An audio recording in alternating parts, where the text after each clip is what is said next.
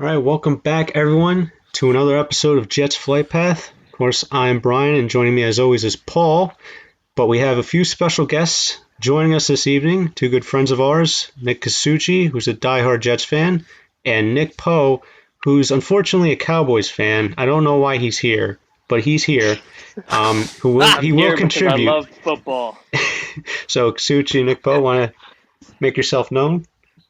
How you Thanks doing? for having me on the show. I really appreciate it, and can't wait to talk some Jet football. Very nice. So we'll just go right into it. The Super Bowl game, the Bucks beating the shit out of the Chiefs. To me, it was a solid game, even though it's kind of a blowout. The Chiefs had the lead 3-0 at the beginning, and then from there it went all awry. Yeah, and that just goes to show games are won in the trenches. And if you watch that game, Mahomes was running for his life, which is look. Don't get me wrong, he's regressed a lot, but the first 2 years he had the worst offensive line in the league. He's had a little bit of an improved line this past year. But it goes to show if you don't have a solid offensive line in front of you, an above average. I won't say solid because left tackles are hard to come by and guards and whatever. If you don't have an above average line, it's not going to be good for your passing game. It's not going to be good for your running game, and we saw that on full display in the Super Bowl. Yeah, I think the biggest part about the Super Bowl that I took from it is that after the game, there was 497 yards of Patrick Mahomes running backwards. You're not going to win much games if you're just running for your life Not at all. in a circle and trying to make a Houdini throw, halfway falling down to the ground, hitting guys in the face mask, and Not for just nothing. not A getting the couple of job those done. Houdini throws should have been caught.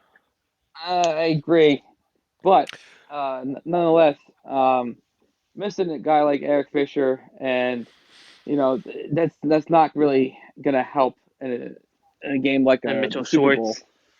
or Mitchell Schwartz. And to me, it ended up one lopsided game, but I think there was a big turning point when Brady threw that interception, and they called a bogus pass interference call to give them yet another life.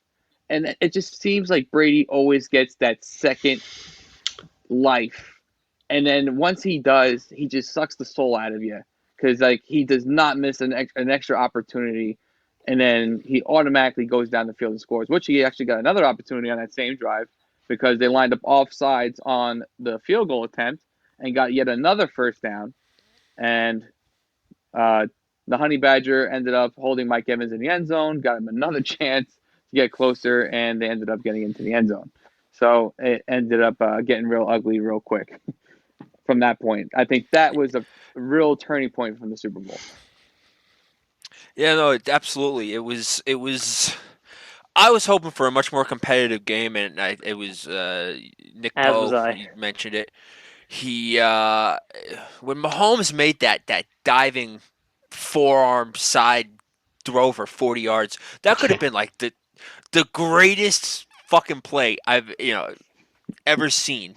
But of course, what's his face ended up dropping it, and so that made the Super Bowl very forgettable, I guess is a good word to put it. And not much really happened. It's just Well, the important thing of like the takeaway is that Todd Bowles is first coach or defense coordinator to hold Mahomes without like any touchdowns. They only scored 9 points total.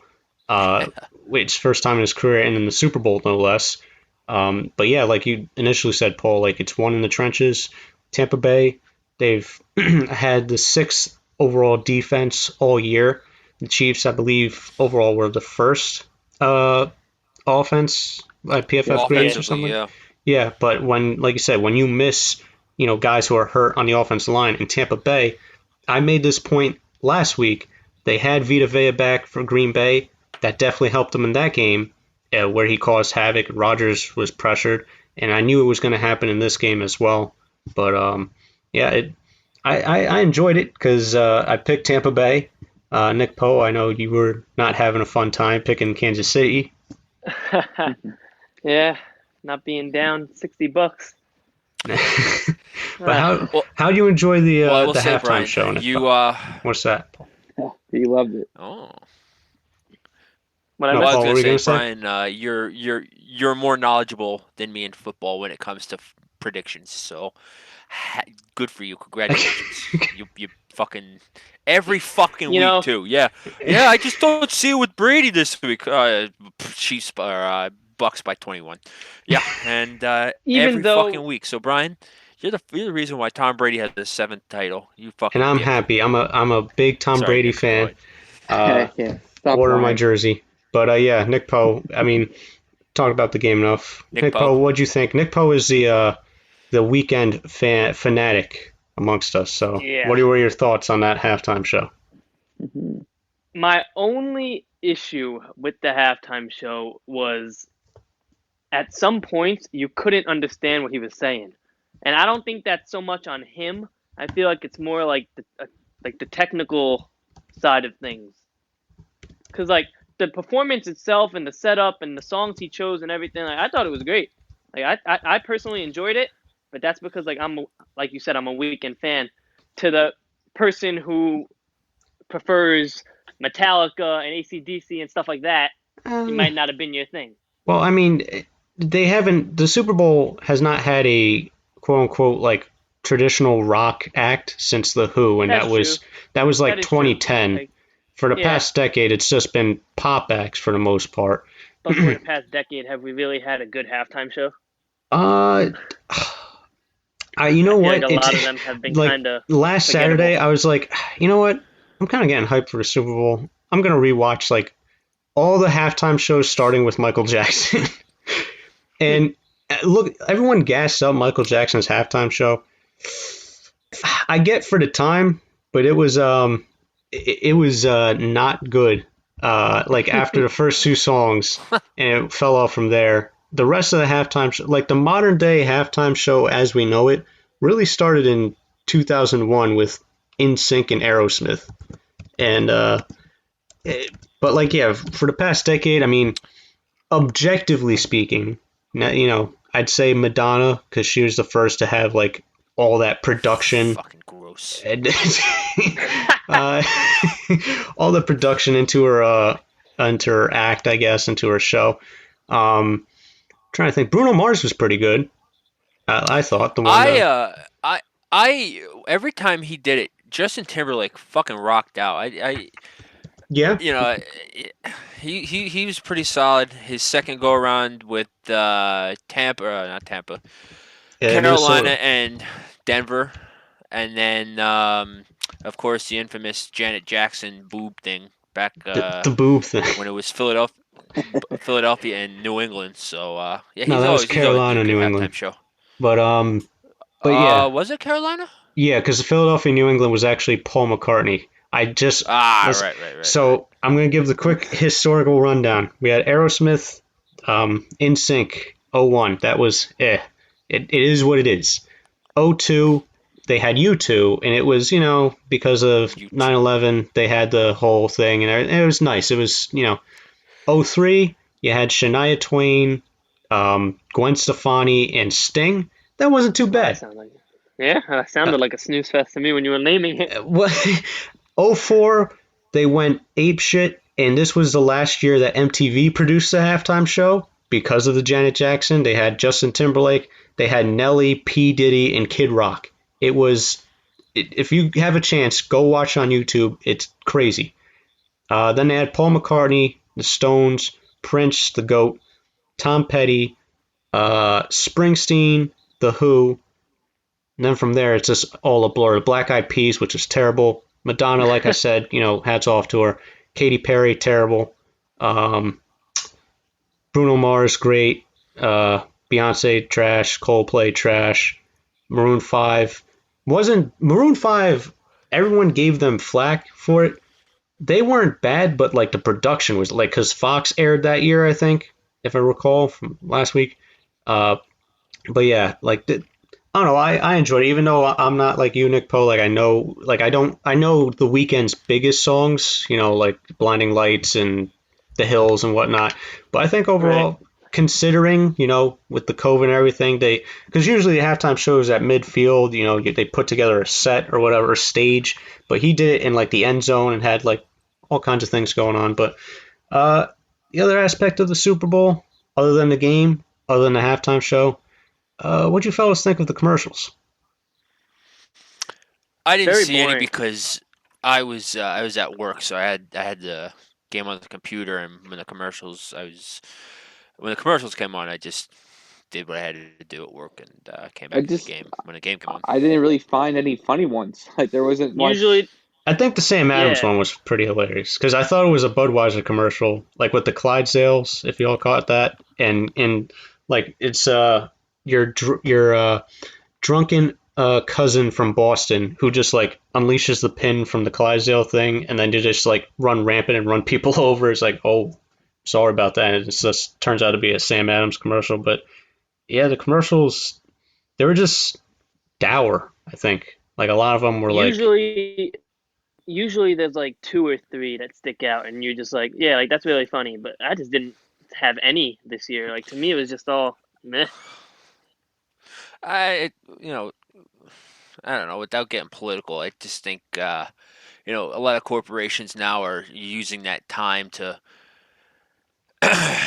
spread their wokeness and the Jeep with their Bruce Springsteen commercial. and they just dropped him too because of Yeah, so it's Springsteen just got a DUI, so that lasted for about a week. yeah. All right, I mean, But for a final game of the NFL season, again, I didn't think it wasn't too bad, but I picked the winning side myself, so it was definitely forgettable though. So yeah, no, definitely. Hopefully next year when the rematch of Tampa Bay and the Chiefs, we'll get a better one. No, you're I making hope your It's gonna be like prediction right here. it's gonna be like the Cavaliers and the Warriors all over again. They're just gonna keep going to Yeah. the finals. Honestly, I think Tampa Bay's going back, but I don't know. Maybe out of the AFC, maybe Who's taking out KC though? Yeah, it's the pretty tough in Jets. AFC. Now let's get to the Jets. The Jets. J.J. Watt released just earlier today. Paul, you've been adamant about possibly adding J.J. Watt. What do you guys think? Yeah, he will not be a Jet, and here's why. wow, why? Why? I would like to hear why. I know that's going to break your heart, Paul, but listen, it's going to have to be said in this show because J.J. Watt is going back home to Green Bay. God. He wants a chance to win a championship. He wants to build a culture, and I think the Steelers make sense because of TJ and play with his brother, but I still think the Steelers are going to be a couple players away from that Super Bowl. I don't think Big Ben has enough yet in the tank. He doesn't look as good as like Brady did these last few years of his end of his career. He's going to lose after that Pouncey this year as well on the offensive line. So I think Green Bay is his probably likely destination. But if it doesn't end up there, he will go to another highly contender. In my opinion, I don't think he'll go to a rebuilding team like the Jets. Well, yeah, I was gonna I also agree on that. I was gonna say, Big Ben's arm is shot. When he tore his elbow or whatever he did with his arm, that was it from the get go. He's just looked horrendous this year. And to add on to your point, I don't think they're a few players away. I think the Steelers are shot. They are in cap hell. They have way too many high end contracts. They have to plug up the offensive line. T.J. Watt's going to be coming up for his deal. Yeah, he's gone, and now it's going to be interesting to see what Mike Tomlin does, how he's able to arise from the ashes. Well, one good thing is the Steelers actually draft very well, so they can, improve their team without going through free agency. Something that the Jets haven't had success in the last few years. In a pandemic, now this is an unprecedented season, obviously, where college football games, scouts couldn't really attend, and schools were only playing 5 games within the conference, and so it's outside of the first round and maybe the first half of the second round. It's going to be extremely tough, I think, to find value picks in the later rounds. So It's going to be a I mean, who crapshoot. knows? Exactly. Yeah, no, You know, no combine, very little film. A lot of players opted not to play this year in college football, especially a couple of the top players coming out in the draft, like Chase from LSU. So it's going to be And Mika interesting. Parsons from Penn State. I agree. Yeah, top linebacker. Yeah, it's going to be rough. You're basically going off of a year ago experience without seeing how they played during this season, obviously, because they opted out. So you're basically going off of a past lot of these film. players, yeah, a lot of these players make and break it off the combine. I mean, some people Yeah, benefit that's off true. of it, and some people, end up getting reached on, like a la Stephen Hill, and becoming a fresh bust for the New York Jets. But Nice hey, Stonehands. I mean, it got him a second round. It got him a second round pick. If it wasn't for that combine coming from school like Georgia Tech, they didn't really throw the ball very often, so he didn't really get to showcase his receiver skills. But the combine made him look like a superstar, and Jets reached on him. Well, since we're talking about the draft real quick, I want to get your guys' thoughts on, earlier today, Paul mentioned to me about a Rich Cimini article, and it seems a lot of bashing going around, particularly on this prospect, and that's quarterback Zach Wilson at BYU, who's some people are projecting to go second overall to the Jets, but a lot of people are framing him as a preppy, snobby, rich kid, yet all his coaches and players saying they like him. He's a great leader on and off the field. He wasn't a captain initially, but later became a captain, which to me I don't see as a big deal. I saw like on Twitter and elsewhere a lot of people saying, "Oh, this just disqualifies Wilson. He won't be a leader in the NFL." Well, I pose the question: how many young quarterbacks that get drafted become captains their rookie year? It doesn't happen like right away. You gain the respect of your locker room. You have to earn that C on your chest. So, what are you guys' thoughts on that? well, I agree with you. Yeah. But to what you were saying, who wrote this article about him being a preppy rich kid? So it's not necessarily one guy. Basically, so Rich Cimini, the Jets beat writer, he's like Manish Mehta. He just likes to take He's shots. better than and Manish. I like him. Yeah, but he's just. I mean, wet He, diarrhea. he's Wet diarrhea is better than. He has to cover the Jets, and he's been covering the Jets for about like 35, 40 years, and what has he seen? I mean, come Either on. way, Right, but He's jaded. when it comes to something like that, I'll take the opinion of his teammates and coaches over any reporter at the end of the day. oh, If his absolutely. teammates and coaches are saying he's a great leader and he does this and he does that, I'm going to listen to them who are around him all the time as compared to a reporter who just sees whatever. Well, of course. I mean, I say in the show all the time, the New York media market is the worst in sports, and it's not just for football. agree. It's baseball, basketball, hockey. When going back to the Knicks, when the Knicks drafted Kristaps Porzingis, 4th overall. Oh my God, what a reach by Phil Jackson. Who is this guy? We've never saw him. Oh, this is terrible. And then he plays his rookie year and they're fawning over him. And now it's a different story because of what happened. But it's just clickbait and outrage buys media share in the New York market, and it buys attention. That's what got First Take so popular. It's horrendous. Exactly. You're absolutely right, Paul. Going back to Zach Wilson, Cimini, his tweet basically, just paraphrasing here, was, he wasn't initially named captain, but then later on in the season, he became part of a leadership council, quote unquote, which. Okay, is it a red flag? It's like no. No. You just answer your own question. A leadership council. Okay, let's move on. Yeah, exactly. It's all now that the NFL season's over and news is starting to dwindle down, and it's oh my God, OBJ, he was shirtless out in Miami this week. Yeah, now it's because there's such a gap. It's like once the Super Bowl's over, it's from now until the new league year when things can become official in terms of trades and Right. stuff, there's not a whole lot going on, so you have to have those articles and clickbait, like you said. Fucking worst part of the year. Yeah, no, definitely. Um, but get into a player that's currently on the Jets for now is Sam Darnold. And the rumors have been flying. Initially, when Robert Saleh was hired as the new Jets head coach, Adam Schefter was adamant saying Darnold's a perfect fit and he expects him to stay. Well, Schefter's changing his tune. He's saying that Carolina, Indianapolis, and Washington have all inquired on Darnold for a potential trade. We know Carolina and Washington are aggressive previously with the Matt Stafford connection, that they actually made an offer to the Lions for him.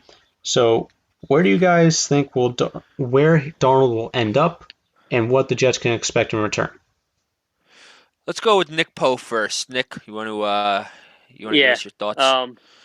Also, put me in the category with Adam Schefter, people changing their tune, because you guys know I was one of those people that said Interesting.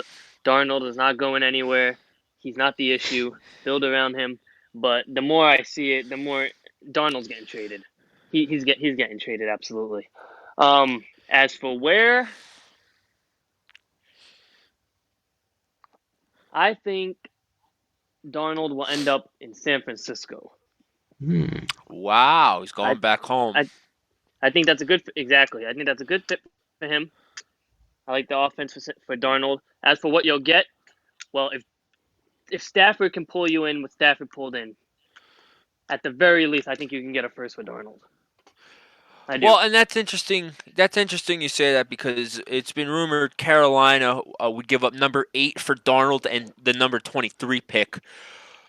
Do you Really? think it'd be a similar situation? Well, that's what's floating around on Twitter. Well, did you see the Darnold's other value. one with Darnold and Nick Poe mentioned San Fran?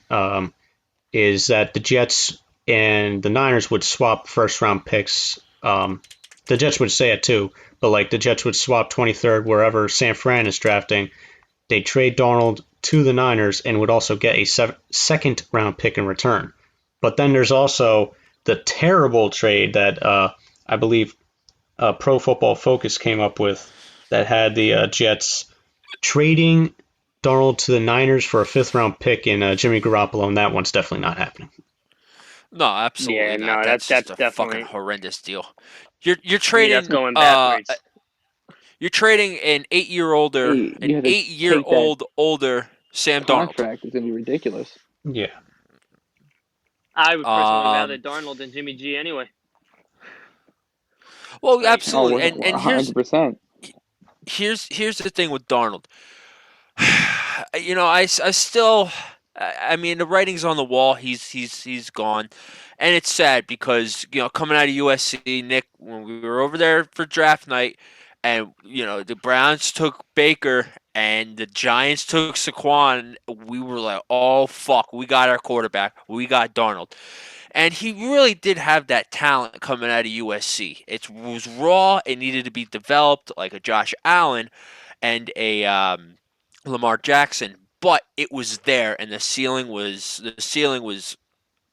endless. It's still This high. is what poor. Yeah, I agree. I agree with you. I agree with you completely. But this is what poor coaching does to a young quarterback. This is what happens when a Because Organizational GM just failure. draft here's the right here's the when writing a on the GM. wall with Darnold is that why is it that their phone is getting blown up with phone calls about what do you want for Darnold? What do you want for Darnold? Because they know he is worthy of a number 1 pick, which is why the rumors are now starting to become real out there. And I think the Jets on draft day or just before draft week will trade Sam Darnold full circle back to the Indianapolis Colts. It's going to be full circle. The Jets are That's going to get the interesting. 21st. That's very The interesting. Jets are going to get the 21st overall pick, the 23rd overall pick, and the 2nd overall pick. Now you're now you're the New York Jets. Hey, Houston, are you going to stop lying to the world and say you want to trade Deshaun Watson? Because we got 3 first-round picks here. What do you want to do? We'll give you 2 this year. We'll give you 1 next year. And how about it? Let's make a deal. We get our franchise quarterback. We still have a first round pick, and we still have more picks for next year, and we still have that second round pick upcoming at the 34th overall pick. It's really hard for the Jets to mess this up, if you're asking me, because the ball is in their court. They have one of the highest cap spaces in the NFL this offseason. Third highest. You're having the second overall pick, which is valued really high, which people like. I think if the Jets, it's equivalent to two firsts, basically. Exactly. A lot of teams trade up to get to that top 3, top 5 range. For some teams, that's a franchise quarterback right there. Which is also very interesting because we had to do the what if thing up until draft day, because like you said, in 2018, we're sitting around watching the draft at my house, and we see a couple hours before the draft that there was real rumors that Baker may go to the Browns at 1. And that was not the case at all throughout the whole process. Everybody the fucking day before, dude. It wasn't the case the day before the draft. Everyone was like, yep, it's a done deal. Darnold won. Yep. Yeah, Darnold was the lock at 1. Everyone thought he... So I get it. Like, he's a once-in-a-generational type quarterback in Trevor Lawrence, but you have to think with them hiring... You have to think Jaguars are stupid.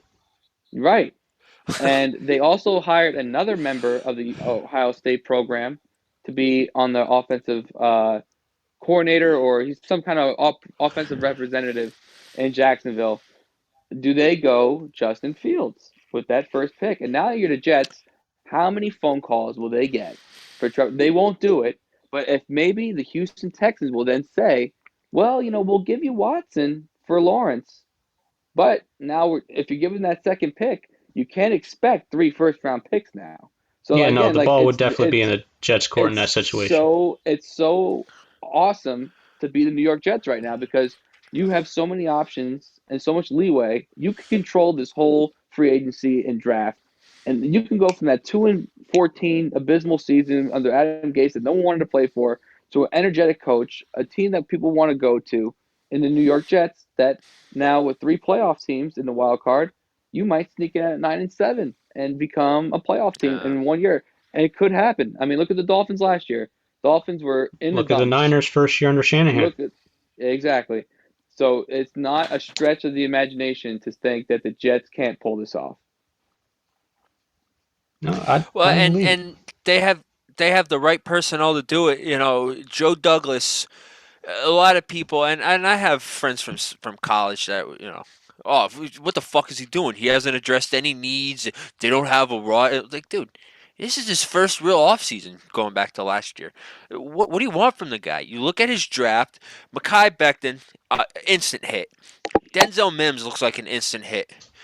Ashton Davis is a serviceable, strong safety. Okay, his 4th round was a little blech. Who did he take in the 5th round? I think the guard. Cameron Clark, the right tackle from Connecticut, and then 6th he took the best punter in the country, and then the 7th was I'm blanking on who the 7th was.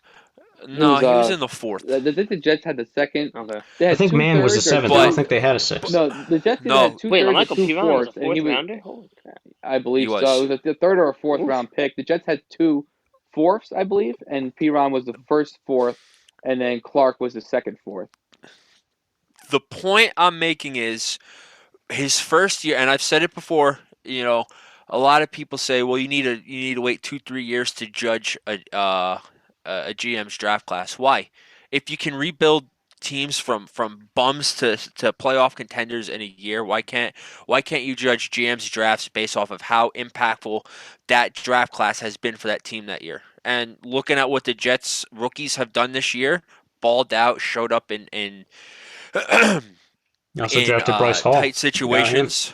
Yeah, exactly. Bryce Hall. We forgot about Bryce Hall in the 5th. Who'll probably be the day 1 starter opposite of Richard Sherman, most likely. But yeah, Bryce Hall had a really bad knee injury in Virginia, and before that knee injury, he was one of the top corners in the nation. He's a first rounder. He was projected late 1st, early 2nd round pick, and to get him in the 5th round, I mean that's just a steal, and which makes a lot of sense because who was a 5th rounder that's going to become a Jet? and teach him is going to be Mr. Richard Sherman. So that's going to be a very nice. I think that's the most obvious, defense.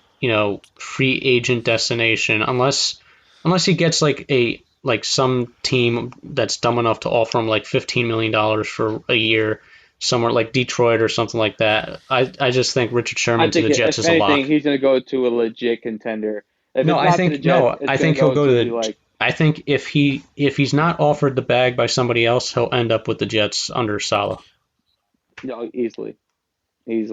Well, and the Jets defense, listen, as bad as the scores were last year, the Jets defense, for the most part, there are some holes, obviously, was not the cause of the fucking team's downfall last year. When you have your defense on the field for 40 minutes a game, what are you gonna expect out of them in the beginning of the second half? They're fucking dead. And, it is what it is. But, get a few linebackers in there, get Richard Sherman, and the Jets' defense is fine. I really think it'll be okay. And Joe Douglas has a strong offseason, and as Nick Casucci said, 9-7 can do it this year. Well, we touched on him already, so why don't I just go right into it? With Deshaun Watson, you mentioned the first round picks and everything. So at this point, it's because we mentioned earlier J.J. Watt's been cut. The Texans at least granted him that, but they're just holding the line, looking dumb, looking kind of like how Washington was. What was it, 2 years ago? In the whole Trent Williams fiasco, saying we're not trading.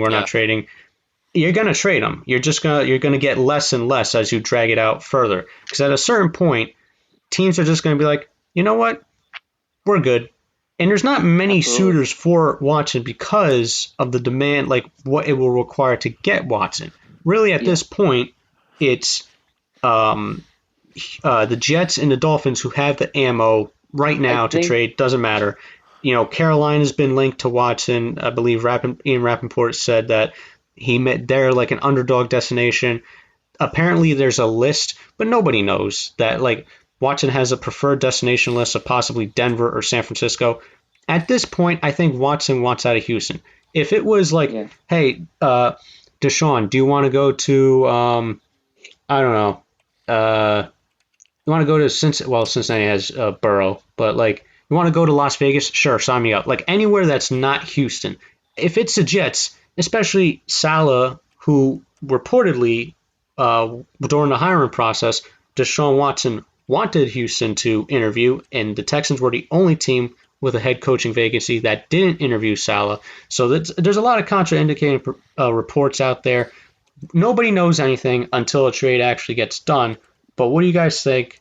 John McClain, the Texans' senior beat reporter, is basically saying that, the Texans, if they're to trade, if and when they're trade Watson, it would be to the Jets. Jeremy Fowler saying no, unlikely, but who knows? I think it's a lot of people point to the Jets and say, well, look, they have all the first round picks. They got 2 this year. They got 2 next year. They got cap space. They have all this leeway that they can potentially offer. They'll be dumb to the Texans to not reach out to the Jets and say, what can you give us for Deshaun Watson?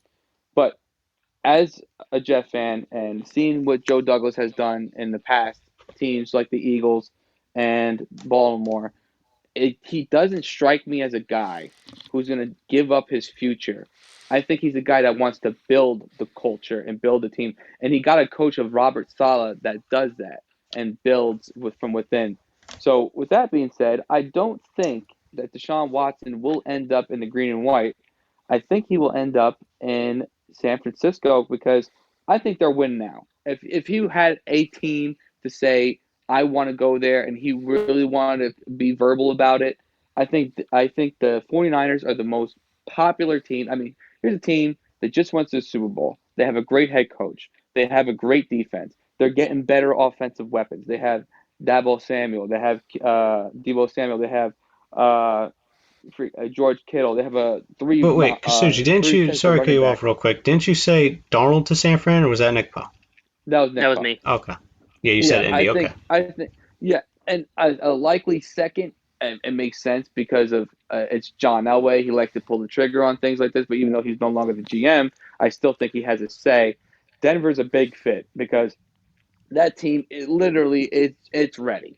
It just needs that quarterback position to be solved, and it's just like when Peyton Manning left. They had always had a solid team. They just couldn't get the quarterback right in the draft. Failed miserably a lot of times with Brock Osweiler and Paxton Lynch, and now it looks like Drew Lock. So, like, if they can get a Deshaun Watson with a young receiver like Jerry Jeudy and Cortland Sutton coming back, and they got Tim Patrick, who did not drop a single target pass this year. They got Noah Fant. They got the two running backs, and Lindsley's a free agent. You got Melvin Gordon still there. I mean, that team is loaded offensively. They have a great defense. You got a head coach that's defensive minded. All they need to do is get that quarterback position. So that is another great spot for them. And Carolina, I mean, those are the three I look at, because even if they don't sign back Curtis Samuel, you still got more. You have Robbie Anderson. You have Christian McCaffrey. And the defense is just going to be the defense. Giving up, they're going to be in shootouts a lot. But I think it'd be cool to see Deshaun Watson and Denver going up against Pat Mahomes twice a year. That'd be pretty awesome to see. And if he wants to win now, though, I think it's San Francisco. But like I said, back to the Jets. I just feel like Joe Douglas isn't that kind of guy. I think he's going to say, you know what, Sam, I'm sorry this is what was done to you before I was here. I still think you have a tremendous amount of talent, but we think that this is best for the team now. And we're going to trade you. And it's going to come full circle back to Indy. Like And how the Jets they get Quentin Nelson. I love it. right and no, they'll be getting their 21st overall pick, and they might throw in some garbage like here's a fifth, or maybe a player or something like that that's like just about to get cut anyways. And the Jets are going to end up with the 23rd, 21st, and second overall pick. They'll take Zach Wilson with the second, and the 21st and the 23rd they will draft best needed. I think they go corner and edge rusher. That would be my suggestion, to go with those two picks. And then you still have the 34th pick and the second pick in the second round. You can even bulk up your offensive line even more. You can, I don't think they go receiver at that location, because I think they're going to address that in free agency. Maybe they get a tight end. The kid from Florida looks like a tank. If they can get him one of those first round picks, that'd be great. But we'll see. Like I said, if you're the Jets, it's going to be really hard to mess this up. It's almost impossible. I mean, I hope it they is don't, the Jets, so they have a it is history the of messing Jets things up. right. But Real the quick. new regime, it gives you a little bit of hope that past doesn't come back. Right. Real quick, I want to add on two teams to the whole Watson story that you guys didn't mention, and that's Chicago, and another one that scares me to death, but it's Washington. I feel like we have to look at those two, because I feel like those two are also great fits for Watson. I don't It's think just Washington whether- has it's even just whether they contacted have Houston, though. the I think ammo Washington to- contacted Detroit about It's a good Stafford, point and you they mentioned contacted the Washington, Jets. though, because they're a team that likes to make dumb trades. So they'll The sit only- there and say, hey, here's 4 and 3 more picks in the later rounds for Deshaun Watson, and they'll even sprinkle in somebody else, like The thought, like a Chase the thought Young. Sweat or of one. Watson. Yeah, somebody on The their thought of great defensive Watson- line that they have, because they say they wanted 2 defensive players, but maybe they'll sprinkle in one of their Deron Payne or something. Give them that. The thought of Deshaun Watson heading to DC is terrifying. Obviously, I'm a Cowboys fan, but I think if he goes to that team, instantly 11, 12 wins. Oh yeah, with that Alone. defense, and With that they have defense. McLaurin there. They'll have to get another receiver. Will Fuller will probably follow him to Washington. Yeah. It's So, just like I said. I don't know if Washington has the ammo to pull that off. Nick Poe, where do you think the likeliest destination, though? Like, where do you think in actuality? Likeliest, I'd go obviously with the two teams that have been linked to him the most, that have the firepower for it, and that's New York, the Jets, obviously, or Miami. I think But the I biggest don't see Miami giving up on Tua just yet. the biggest problem here right now, I think, and Tennessee's stupid, because it doesn't matter what the other teams are doing with their quarterbacks. You have your 25-year-old who's not he's done. He's done in Houston. But the Eagles are fucking stupid for doing this too. I think they are waiting to see what happens with the Jets and Sam Darnold, because if Darnold goes to, let's say, Indianapolis or Washington for a first, okay, well, that drives up the price of Carson Wentz. All right, but now if the Jets draft him at or trade him closer to the draft, and they get a first rounder. All right, so now teams have already, changed their draft boards. Okay, we're going to go after this quarterback, or all right, we signed him out of free agency. We'll just play with him, and now they have just a depleting asset on their hands. They got to trade him quick though. Wentz.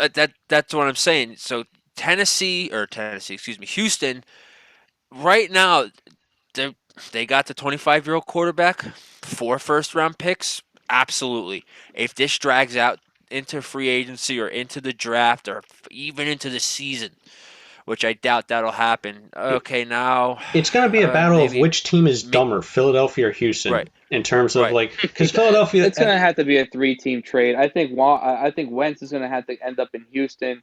Watson ends up. Why would Houston want Wentz? Because no one else, they're going to have no other option. Because they could go in the draft. But it depends on what pick they get, because if they get the San Francisco pick, there goes all the freaking quarterbacks taken, because Fields is going top 5, Zach Wilson's going top 5, maybe and Trey Lawrence Lance or Mac Jones or one of them. You'd have to settle for a Trey Lance or Mac Jones. Yeah, that's what I'm saying, and then that just looks like, well, we just got the 4th or 5th best option quarterback again, and how does that really work out for Washington? Not what they really looked forward to. So, or Houston. So I think that they're going to have to get Carson Wentz, and it's going to be a fresh start for him down there. I just think Wentz is going. I think that the biggest connection right now is that Eagles to Bears, because like Paul said, the Bears, they like to make dumb trades as well as Washington. So like I think it makes too much sense. Wentz to the Bears. Or once even to Indy, because like the Indy connection. Yeah, I was gonna say Indy makes a lot of sense. It still doesn't. It still just like confuses me that the Eagles went out of their way to fire their Super Bowl winning head coach, who's kind of regressed a bit and maybe lost his touch, whatever, lost the locker room, especially with that last game. But you get rid of him, and it seems like you're sticking to GM Howie Roseman down there and Jeffrey Loria, the owner. Stick it behind your franchise quarterback in Wentz. But you still have Jalen Hurts there. And you're not getting rid of Jalen Hurts after a year. Like, you look foolish. So you hire Nick Sirianni, play smart. First thing about playing smart is knowing what to do. From Indianapolis under Frank Reich, who used to coach in Philadelphia when Wentz was exactly what that playing was. really well. Desperation move to save Wentz. Yeah, it seemed like, okay, so they're going to, I guess, keep Wentz. But now it's like that. I guess they just want to get rid of Wentz and have this coach that nobody knows coach there. Like the Eagles are a mess. This is like the worst. It's worse than when Chip Kelly was there. Like after Andy Reid, it is really bad in Philly right now. So they gotta again, like I said, it's who's gonna be dumber, the Eagles or the Texans. Who's gonna be dumber longer? And the good thing is money's on Houston. Well, the good thing is that the Bears are pretty dumb themselves to make a crazy deal and give up a whole ton of picks for either Watson or Wentz. At least for Watson, I think it's worth it, though. Yeah, what's really interesting about this offseason is that this is the first time that I can remember that we're just having quarterbacks getting dealt and quarterbacks changing teams, like all in one offseason. I mean, yeah, you get your local throw-in guy that gets like the backup job that potentially may start. Like you don't get starters traded like this. Right. Like the last one was like Alex Smith.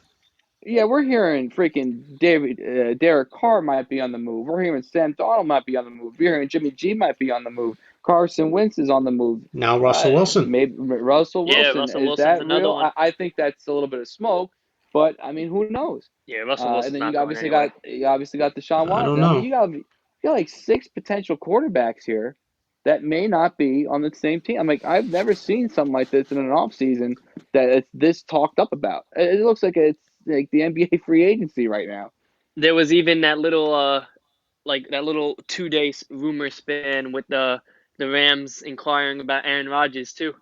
But that's another one you had there. I mean, obviously Aaron Rodgers ain't leaving, but there was that little span after that press conference where he said his future was uncertain, where you could have even added him to that list.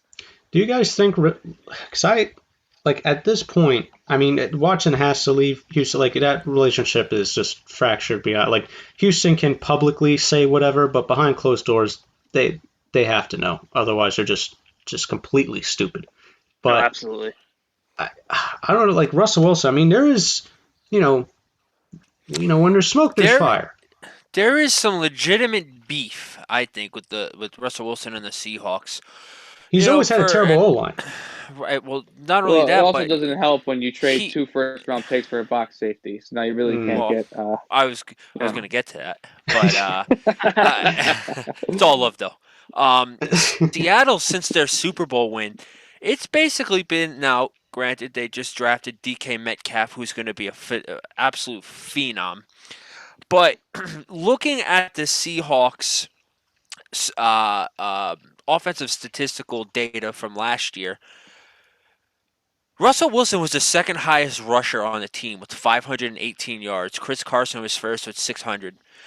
You had Tyler Lockett and DK Metcalf over 1,000-yard receivers. The next closest was, I believe, blanking on his name. I don't have his name up right now, but he David had Moore? 516 yards. No, not David Moore. Moore.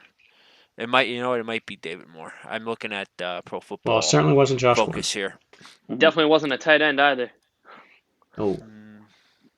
Well then, why don't you continue? Go on, Nick Poe.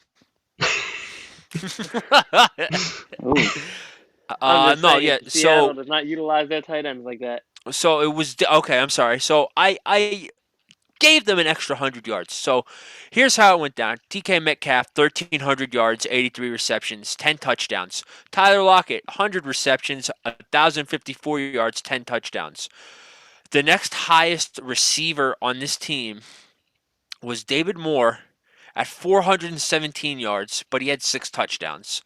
After that, it would be Chris Carson with 287. So kind of like me, in Madden 17, there's absolutely no spread on this offense.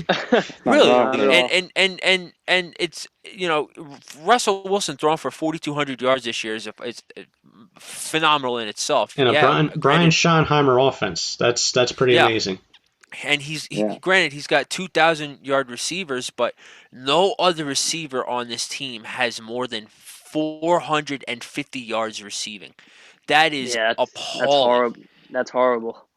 And now you want to, as Nick said, you look at the defense. This Seattle defense has to be one of the worst I've seen.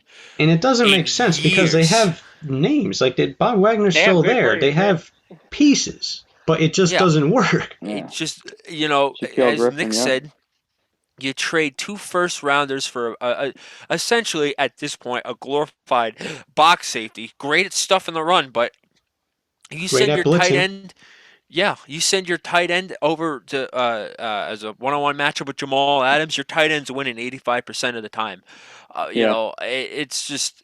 And another thing with Seattle, I mean, they have, since their last Super Bowl trip, they've spent kind of similarly to like the Patriots and how, every once in a while they'll try and draft a receiver and it never works out and it would continually piss off Brady year after year. The Seahawks, I mean, no team has spent less on the offensive line than the Seahawks since 2014. And yet, like every year we wonder, okay, are they going to let Russell Wilson, sling the ball around? And you can't really, because he's always running around trying to do things on his own and create some magic because his O-line's never good. And I was thinking this, 3-team trade. Houston goes, the Texans trade Watson to Seattle.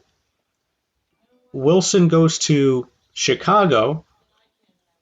And then Chicago trades picks to Houston. Or to Seattle, sorry. I get that. Well, it doesn't.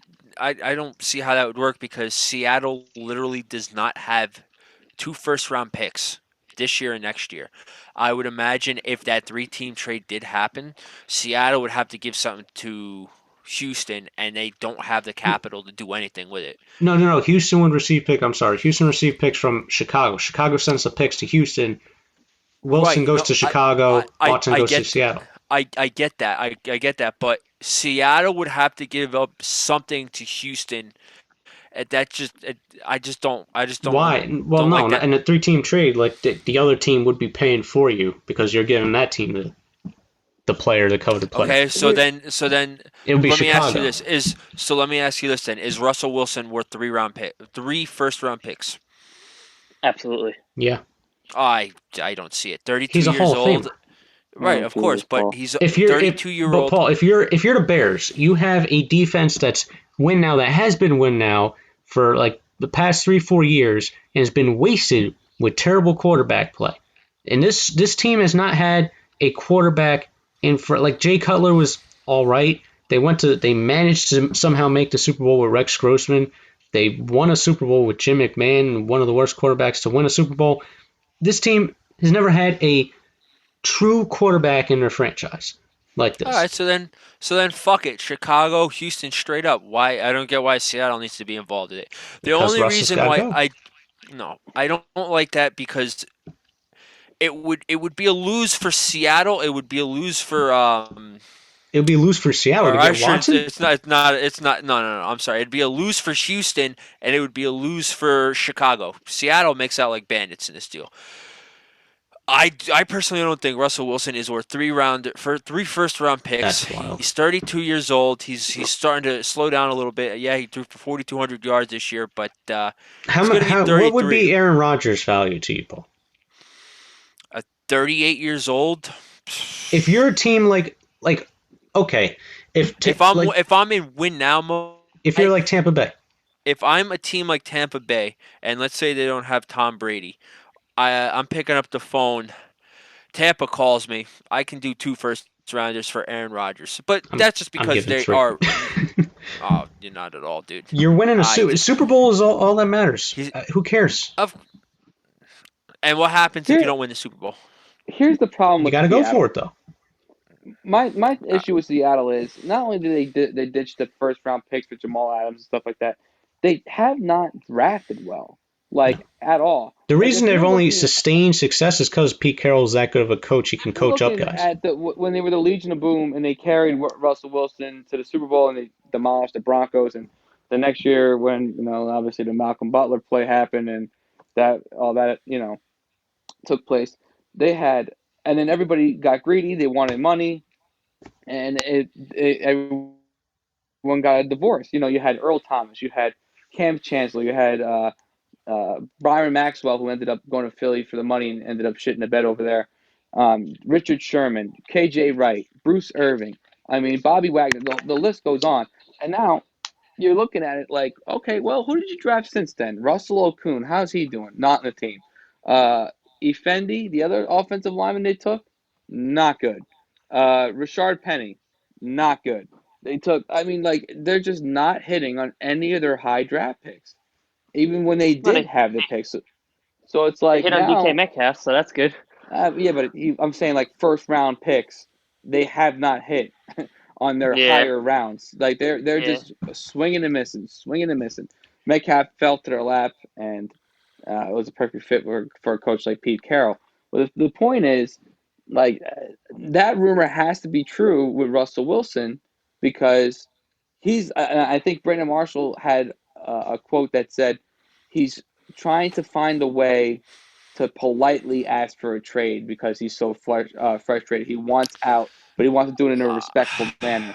But at this point, I just with the don't new see it. NFL and the new, the players own the league kind of thing, I think that it is real. And if you're a team that's competitive enough or right there, I'm picking up the phone and at least asking, hey, your quarterback's not happy.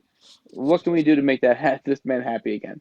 We'll set you up for the future, and that'll be all. Because how many times are you going to sit there and say, we're going to be a first round exit? We're going to be a first round exit in the playoffs. And that's just what the Seahawks are. Since they went to those 2 runs with the great Legion of Boom defense, they have not made a big splash since. And they tried it this year with the Jamal Adams deal, but it's looking like that's not going to be the solution for the long term because, I Because mean, Jamal Adams will be a Cowboy in he will 2026. not be. Yeah, I can't. And not see only that, that. like the Seahawks just don't sign their players. Like, look at all the players that walked away. Like the one year they got Jadeveon Clowney, he walked away. When it came down to signing players, they let them walk. Earl Thomas, I get it, he was getting older as a safety, but they just let these guys walk. Richard Sherman, let him walk.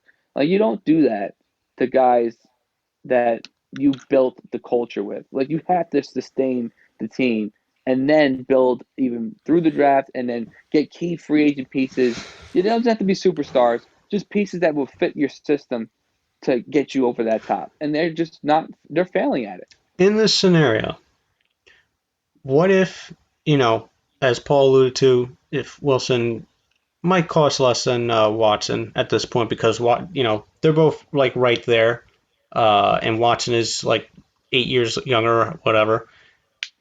If Wilson's cheaper, how about Russell Wilson to the Jets? I mean, at this point, any fucking quarterback outside of Carson Wentz or Trubisky Yeah. would be an upgrade. It won't happen, but it's likely it's wishful thinking for sure. Yeah, I mean, hey, looks like you guys are in need some help. How about we give you your first two first rounders back for You for trade Jamal Adams basically for Russell Wilson. Yeah. How about we give you your picks back for Russell Wilson? That's like the movie Draft Day. How about this? Deal. How about the Jets I would just do that in a heartbeat. How about the Jets just sign Dak Prescott? Yeah. Ooh, I do that. Poe, thoughts?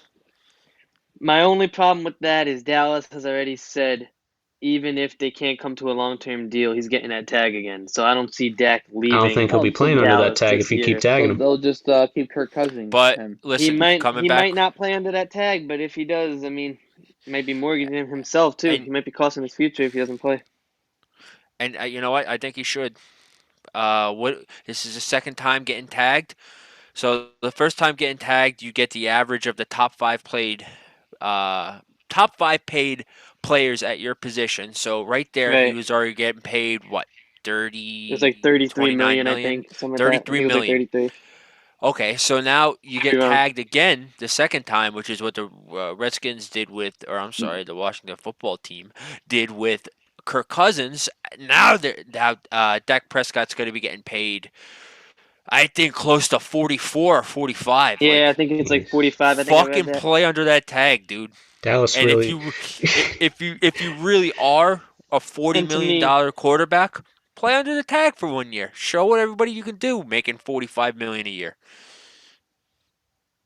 Yeah, coming off an injury as well. I mean, Nick Poe, how do you foresee? I mean, we're getting off track with the Jets, but like, what do you think with Dak's situation in Dallas?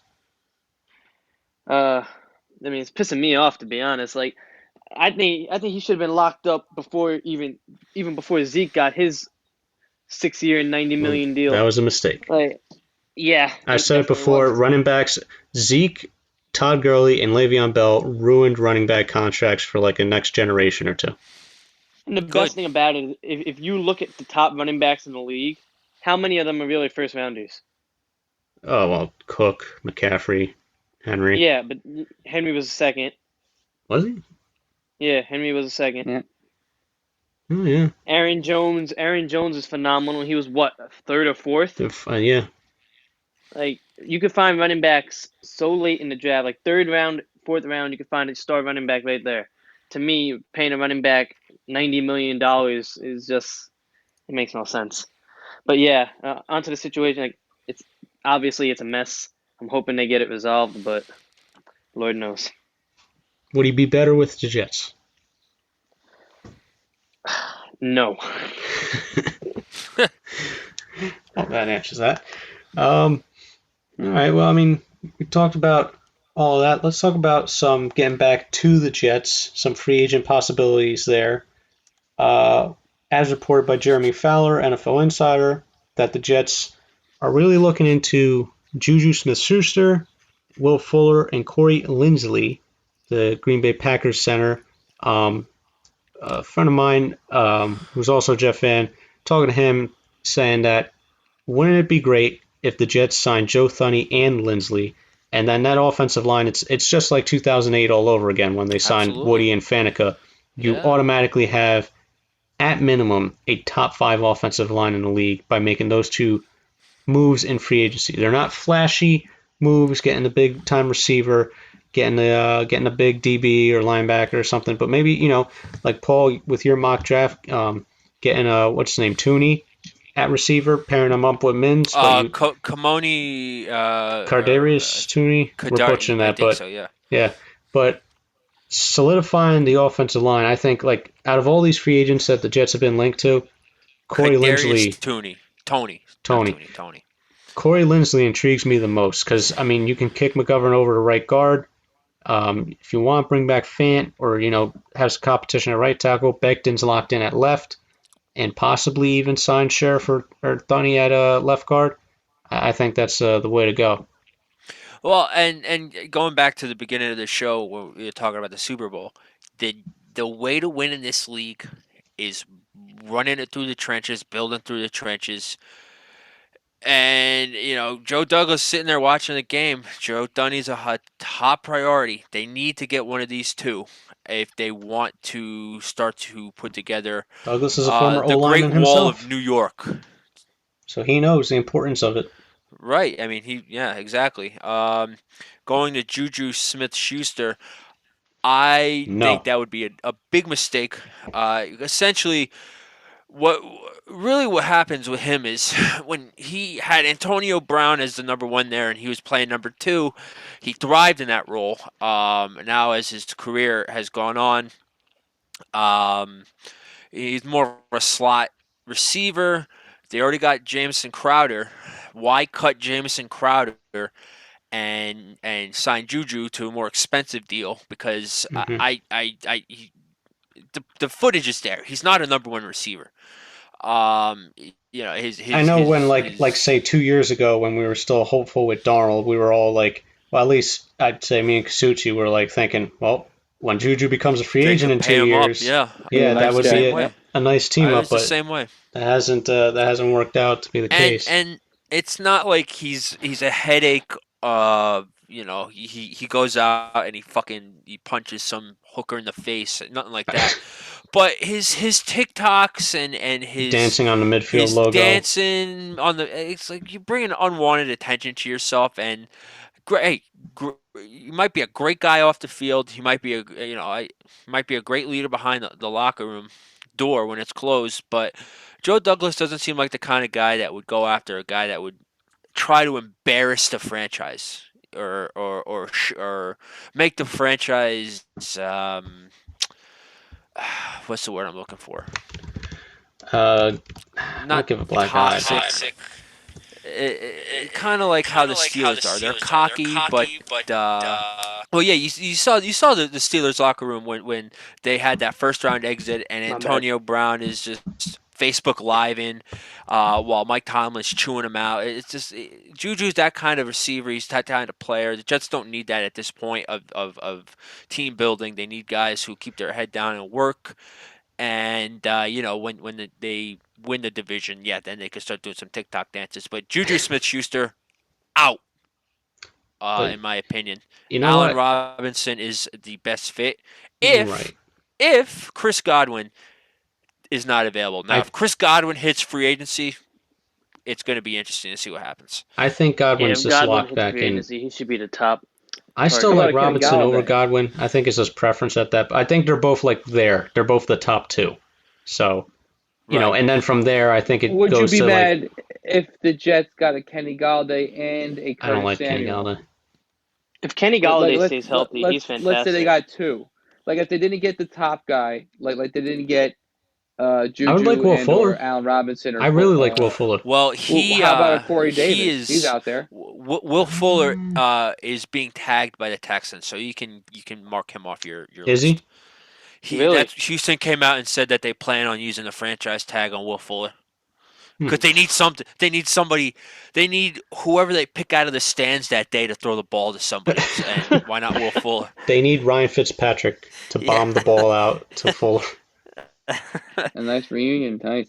No, but Real quick, while we were Dan- talking about offensive line, Mekhi Becton, he's left tackle, right? Left Yes, tackle. Can he play right? he will not. He He is a Absolutely. can, left but tackle. why would you?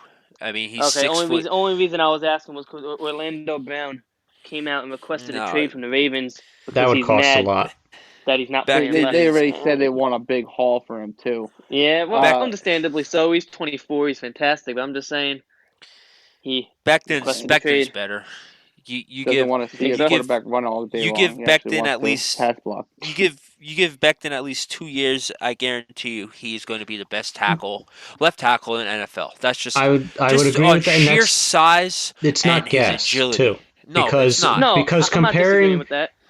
and like just being objective about it, DeBrickashaw Ferguson, when the Jets drafted him in 2006, he struggled kind of his rookie year a lot, and his second year wasn't so great either. But you saw he was trending upwards, so it Right. wasn't really until the Jets added Faneca next to him, the Hall of Famer now.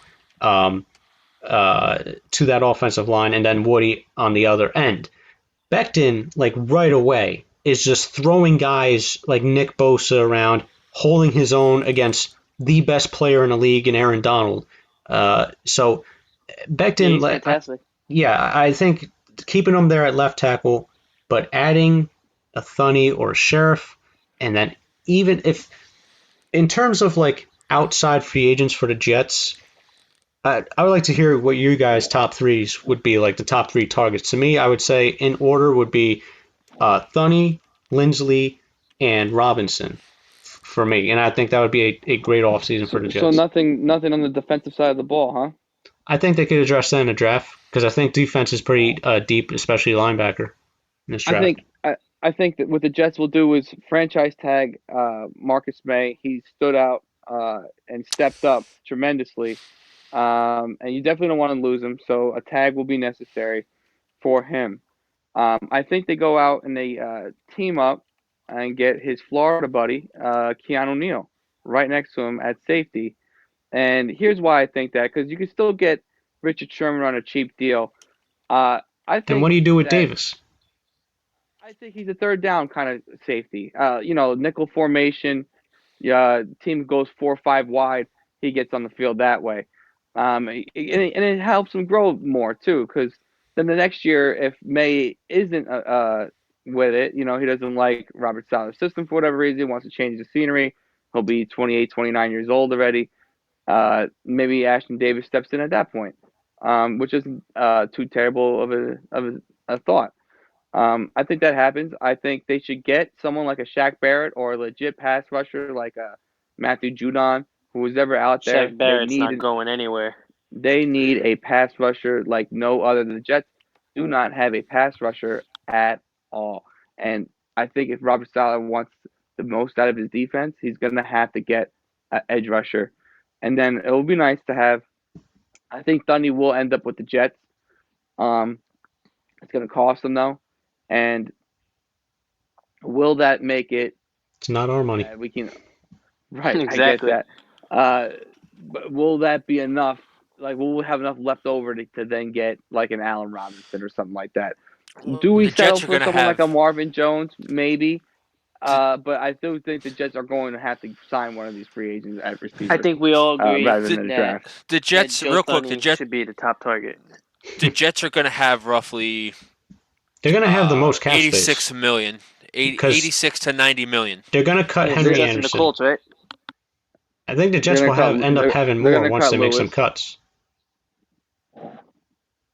Yeah. I think they'll end up cutting Alex Lewis, and they'll end up cutting Henry Anderson, and that right there saves another like 10 to 12 million on top of right now, and that would put him in the first. But Nick Poe, I mean, as an outsider, what do you think the Jets' top three targets would be in free agency? Top is definitely Thuney. You need O line. Like Paul said, the game's won in the trenches. You solidify that O line. Like That's what Dallas gets did. done, and then right, exactly. Shame defense wasn't good. They couldn't win those years. But anyway, I would go Thuney 1. Then I would go receiver, Allen Robinson, Chris Godwin, Kenny Galladay, whatever. Pick your poison there. Mm-hmm. And then third, I would probably go Richard Sherman. That's such a Like, lock though. Like it's just Yeah. I feel like Richard Sherman's already a Jet. It's cheap. I'm not even It's gonna concerned. be I a don't cheap I don't deal think he's too. So it's like definitely a Jet. I would say mean, like- 90% certain at this point he'll be a Like- Jet. It makes a lot of sense, but I mean, who's to say he doesn't want to win again? Who's to Yeah, say he but you doesn't know want what? to sign Free with agents a like top- this, like Sherman already went to he already went through free agency and went to a different team already, Right. like going from Seattle to San Fran. Like at this point, he said he wants like another 2 years and it's a wrap. Like he's going to the Hall of Fame. He's already got a ring, so he course. likes Robert Saleh. He's been on like every other radio show talking about, yeah, the Jets should do this. Yeah, Robert Saleh's great. Like he's pitching himself. Please sign me. I want to go to New York. Like it sounds like Sherman wants to be a Jet. I think he's gonna well- do a good job recruiting people to come play in New York too. That's what it seems like. He flat out said like Deshaun Watson should just go to the Jets. He should just go request a trade and go to the Jets. So like, why is he doing that? Like, I think that he's gonna be a big selling point to some of these players to come to the Jets. Kind of like what Jamal Adams was before he got all salty, recruiting Yeah. Le'Veon Bell and I everyone. feel like having a guy of Sherman's caliber, I mean, even though he's not what he used to be, but like having the experience and the leadership from him, it would definitely be a lot on That a would young definitely help. defensive backs group. Yeah, Bryce Hall's development, Bless Austin as well. It would be definitely an upgrade there. I feel like that'd be a great signing. Oh, I agree. But moving on to the final topic of the evening, then we could just discuss whatever else comes to mind, is the Jets. You know, they keep adding, Robert Saleh keeps adding to his staff a whole bunch of names, some familiar, some not. But one that stood out this past week was the return of the great Leon Washington. Everyone talks about Devin Hester and Joshua Cribbs, and Leon Washington has never gotten his credit due. He's one of the greatest kick returners in NFL history, one of the best special team players ever, and he's back as an assistant special teams coach under Brant Boyer, who's been officially confirmed to return the Jets' third regime. What do you guys think of that? I love that pickup from Leon Washington. I'll never forget when he went down and he broke his leg against, I think it was Seattle.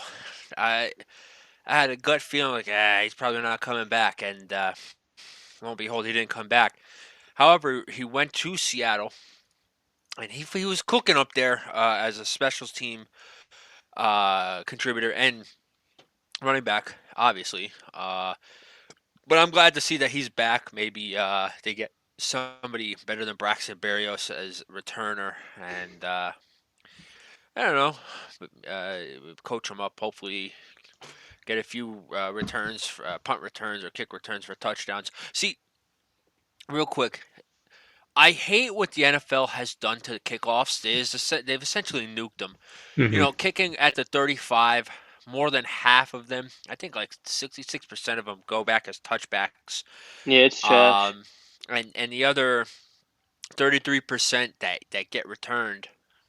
All right, the starting field positions are between the 20 and the 25. So why not just say fuck it and have everyone start at the 25? But that's well, the just me. XFL kickoff when the XFL ran for like the few weeks it did, their like idea was pretty good, like kicking like kicker from the 30-yard line, and then just have like each team, you know, like don't move until the player gets the ball, and then you know that's how you go about it. To the, like, because that's a big thing. They changed the kicking rules over the years for player safety, this that, and the other thing, but it killed the most exciting play in football.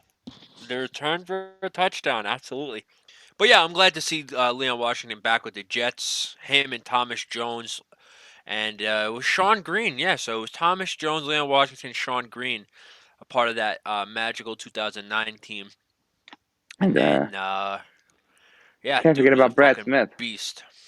Brad Smith as well. Him and Leon Washington, two of the best returns the Jets have ever had. I think having Right. Leon Washington coaching up that group is going to be good. Like you said, he's one of the best return men of all time.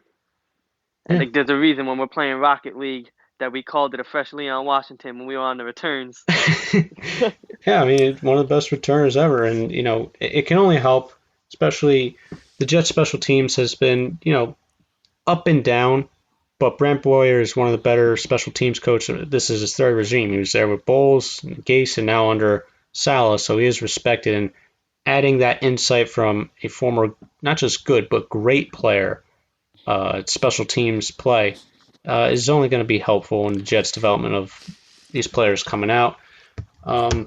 Quick stat, real quick stat. You guys want to hear something disgusting? So he had an 8-year career.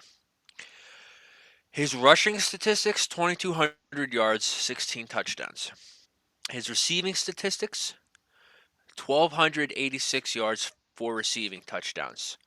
Total return yards, 9,346 yards, That's 8 wild. returns, 8 touchdowns returned.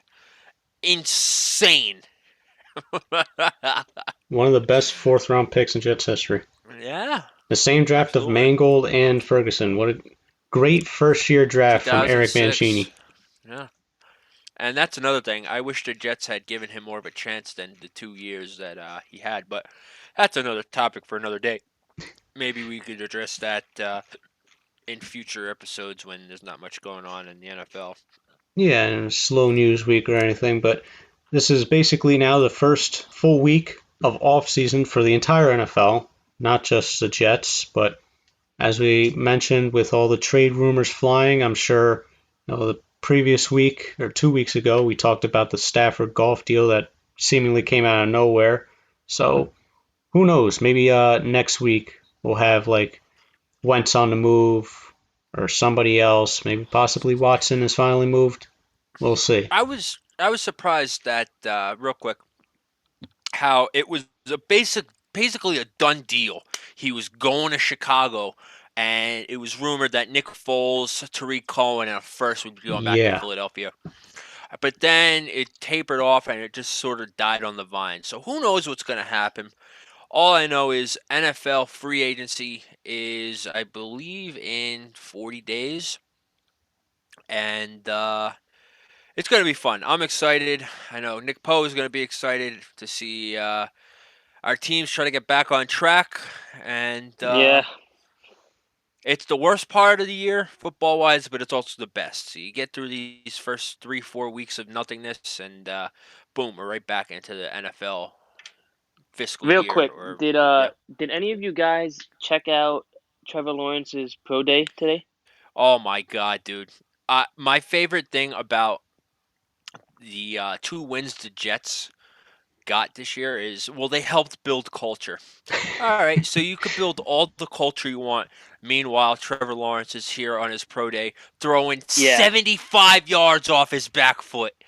I just wanted to confirm that the Jaguars cannot possibly be that stupid. They're that stupid. Nick Poe. Trevor Lawrence is going to be in Duval.